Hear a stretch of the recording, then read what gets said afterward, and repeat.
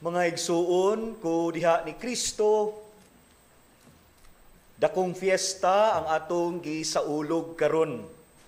Sa ako nang giingon, fiesta sa dedication of the Basilica of St. John Lateran didto sa Roma. Nya mao ni inahan o ulo, mother and head of all the churches. Kung dinhi sa Archdiocese of Cebu, naatay Cebu Metropolitan Cathedral nga maoy mother of the different churches or parishes within the Archdiocese. Kanipod ang Basilica of St. John Lateran maoy cathedral of all the churches all over the world. Diin present ang Katoliko nga simbahan. Cathedral or the seat of the Bishop of Rome. Nya ang Bishop of Rome way lain kundili ang atong Santo Papa. Mga igsuon ni giveaway ang 32nd Sunday in the ordinary time nga liturgy ni giveaway alang ni ining maong piyesta. Mahinungdanon o importante nga simbahan sa atong pagkasimbahan, sa atong pagkakatoliko Kristiyano, kay mother good, kay head good of all the churches. Unsay gamayng background ani, sa ako lang ning nabasahan diha sa Britannica Encyclopedia, dili ang tanang detalye mo akong hisgutan ha, pipila lang ka mga detalye kay basig mahimo ning imbiswali, nahimo manong rekoleksyon, maabtan tas alas 11 nga misa. Pipila lang ka detalye nga barating nga sa uban nga himasa, reminder. Para sa wala pa or nakalimot, karon mapahinumduman or makahibalo mo. Old church kini sa Roma nga sa panahon ni Constantine, mao niyang gipili nga or gitukod nga simbahan nga adto isip pag-Christianize sa Roma. Si Constantine winimando ani sa pagpatukod nya ang maong yuta panag-iyaman sa Laterani family. Mga dato sa didto sa Roma, Laterani family. Mao nang naay sumpay ang maong basilika, gi-emphasize Lateran Basilica. Tungod ang yuta nga gitukuran iya sa mga Laterani. Nya sa ako sang nabasahan nganong Basilica of St. John, kinsa man nga St. John? Sus, sa duha man gyud ay pag 10th century gidedicate kini kang St. John the Baptist.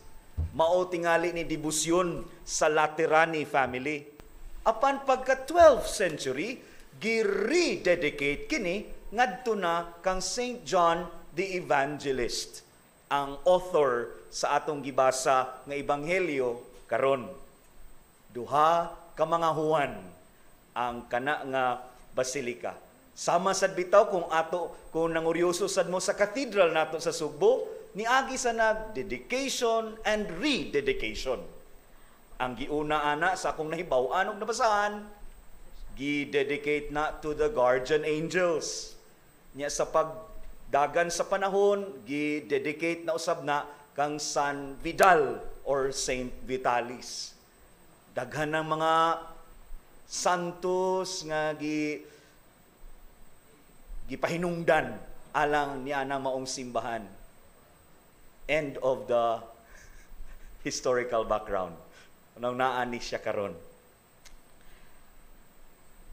Mahinungdanon ang maong simbahan kay para nako dinhi ba gi-establish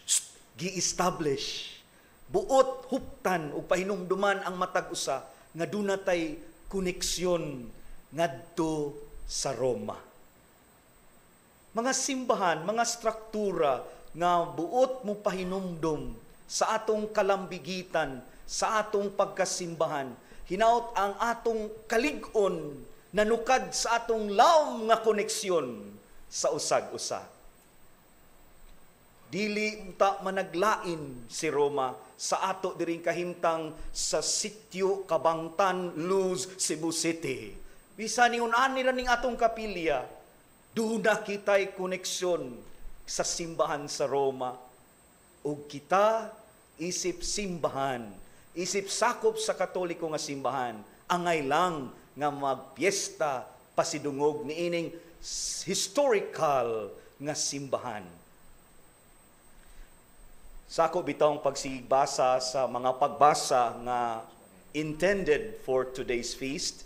Daghan kay kung pwede ma-share ninyo. Ningon ko pwede gyud mahimong rekoleksyon. Advanced Advent recollection baka inoon. Pero ako lang yung gipugnan. Lord, pili lang ko gamay kay basig magluka na ang mga manimbahay. Basig mubiya sila hinay-hinay sa maong kapilya. So na lang ko'y napamalandungan nga duha ka punto. Number 1, sa pagsaulog nato nining fiesta sa dedication of the Basilica of St. John Lateran, pahinumduman kita nga aduna di ay tay puloy anan. Ang simbahan or makapilya miilata nga usani kapuloy anan. Ug ikaduhang punto mao ang diha sa maong simbahan sa parokya, sa Mabolo, asa ta nga mga parokya gitukod ug kining atong kapilya nahimo sa ni siyang higayon diin anaay panagtagbo. Panagtagbo nga nahitabo. Puloy-anan og panagtagbo. Kana lang duha ka mga punto. Kay bawo naman mo sa 2 points, pwede na magpiyong-piyong gamay. Mo elaborate kog jutay sa unang punto. Puloy-anan. Mga igsuon, puloy-anan. Di ba? Himahinungdanon kaay ni one of the basic needs of the human person, shelter, dili ba?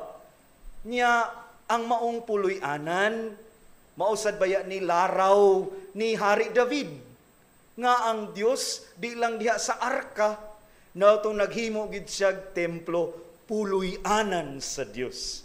Apan wala ma-realize ang panahon, sa panahon na ni King Solomon nahuman og natukod ang maong templo. Ug mao ni ang templo sa Jerusalem nga gihisgutan sa atong ebanghelyo karon.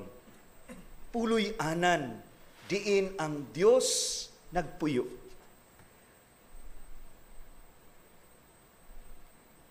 Mahinungdanon nga dunay kapuy-an mo nang sakit kaayo no kun dunay makita ron nga mga balay nga gi-wash out, naguba, ang uban walang kuno mabungkag, nawa gyud. Sakit no, bation kay lagi basic need sa tao nga dunay kapuy-an. Nya kanindot nga ato sa nang gi-translate ug makita sad na sa atong pagkasimbahan nga duna sa tay structure nga makita nga mo'y puy-an sa Dios. Kanindot mo nang gikasakit usahay nato nga mawagtangan tag kapuy-an wa natay kapuy-an. Manghuam ko sa ka-bright ni Father Dondon Gamay. Ngano kahang Father Dondon Aquino? Ngano kahang puloy-anan na matawag na siyang puloy-anan kay naay nagpuyo, naay lumulupyo. Kay kung way mupuyo anang maong puloy-anan, pabili na siya nga balay. Pero nahimo siyang puloy-anan tungod sa nagpuyo. Tungod kay naay mipuyo. Ug mauni ang akong pagpalawom jutay sa pagkapuloy-anan. I hope and pray kung sakit gani nga maugtangag kapuy-an, all the more makasabot ta nga sakit gyud mawagtangan og mga tao nga kabahin sa puloy-anan. Kasakit gyud nato. Nya all the more na kung miila kita nga sa atong puloy-anan anaa nahimo ning puloy-anan sa Dios busa dili sabta nato Panamastamasan ang maong puloy-anan. Naningkamot ganitag to beautify the place, to beautify the structure. Kay sayod ta o kumbinsido ta nga dili ordinaryo ang nagpuyo ana. Kana nga lugar, kana nga struktura, gidedicate kana. Way lain, diha nagpuyo ang Dios. Mao nang dili unta nato ikasakit sa buot kung dunay mga pagbadlong, kung dunay mga instructions unsaon pagtahod ang simbahanan. Dili nato ikasakit unta sa buot. Inaot makakita ta unsa siya kabililhon. Kay puloy-anan dili lang mga tao, kundi puloy-anan sa Dios. Taas na akong wali, ari ko si ikaduha. Ikaduha nga punto, nahimo sad ni siyang dapit, nga anaay panagtagbo. Panagtagbo. O kinsa man na nagtagbo, ang human and the divine. Maunang nakabasa na tingali mo sa news sa nahitabo sa San Fernando El Rey Parish, Liloan, Cebu, na ay pagpasira. Nakadungog sa mo dito sa Archdiocese of Ozamis nga dunay pagsira sa maong simbahan. Kay murag nakalimuta sa makamahinungdanon sa maong dapit nga dunay panagtagbo sa human and the divine. Nya ang nahitabo, nagpasulabi ang di maayo ug tawhanon kaayo nga kinaiya. Dunay pagpanamastamas nawa ang sense of the divine. Mga igsoon, diha sa atong panagtagbo matag karon og unya para sa mga daily churchgoers, muanhi dinhi kamo nga mga regular Sunday goers, hinaot makakita ta sa kaanindot nga mahitabo sulod niining maong kapilya. Dunay panagtagbo, encounter with the human and the divine. Ug sa maong panagtagbo baya, anaa ang maayo nga epekto. Makita nato ang grasya nga gipabuhagay sa Dios diha sa matag usa. Diha nato sa maong panagtagbo anaay mga values and qualities nga nindot. I don't know kung ka-feel ba mo sa akong na-feel pag diakono nako sa Basak Fatima Mandawi, mo akong sense of diha akong refuge. Musod ko sa maong simbahan sa kamingaw sa panahon sa lockdown. Wa man ko muuli sa amo, diha ra gyud ko sa Basak Fatima ug diha sa pag-stay nako sa simbahan. Bisan ihon ato nga kahimtang nga wa damha, I feel consolation, consoled, being present inside the church.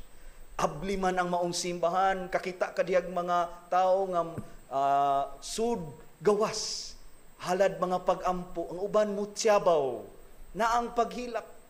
Kay dunay nahitabo nga maanindot nga panagtagbo ni tao nga adunay giagian ug Dios nga andam maminaw ug muhupay sa atong mga kalisdanan. Ug ato sad unta ning i-translate diha sa atong tagsa-tagsa kapuloy-anan nga ang panagtagbo nga mahitabo diha sa banay, diha sa pamilya, dili unta mga pagsinggaak, dili unta mga panag-away mo patigbabaw nga mahitabo nga panagtagbo diha sa puloy-anan. Aduna untay maayo, maanindot, pagminahalay, pagsinabtanay, pagdinawatay. Kay kung walay maanindot nga panagtagbo ang nahitabo sa pamilya, lahi ang midominar, lahi nga dedication inyong gihimo. Hinaot ang maong puloy-anan nga mitahod ta sa mga nagpuyo, dunay nindot nga panagtagbo diha nga mahitabo.